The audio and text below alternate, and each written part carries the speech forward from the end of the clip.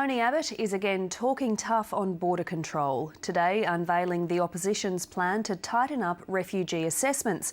His main target are those who arrive by boat, having deliberately destroyed their identity documents.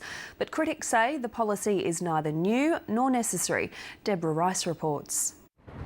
The latest boatload of asylum seekers has arrived in Darwin. According to the opposition, it's likely most of the arrivals will no longer have identity documents, even though they needed passports to fly into Asia. If our people, our officials think that those documents have been destroyed, henceforth, under a coalition government, there will be a strong presumption against granting refugee status. Over recent years, 7,890 illegal boat arrivals to Australia said they'd entered Indonesia by air, but only 58 still had passports when they made it here. The Refugee Action Coalition agrees asylum seekers often destroy passports while they're in Asia because they're fake or can lead to forced deportation.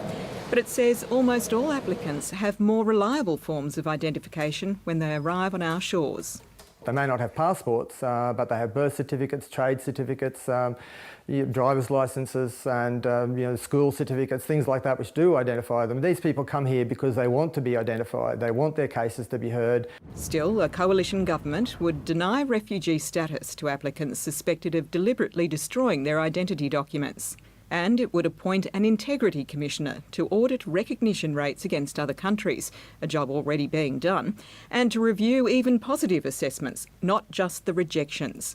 A coalition minister would also exercise the right to review any recommendations for asylum. That's already within the minister's power. The opposition says the plan will stop cases like the people smuggler Captain Emad being granted asylum. We have a situation where alleged people smugglers can find their way in and then we can't stop them from finding their way out. We've had, 32,000 people arrive here, and the numbers of people that, may have, got away with some kind of false information is a tiny number. The Immigration Minister only issued a statement. The last thing refugee processing in Australia needs is another layer of bureaucracy and more reviews.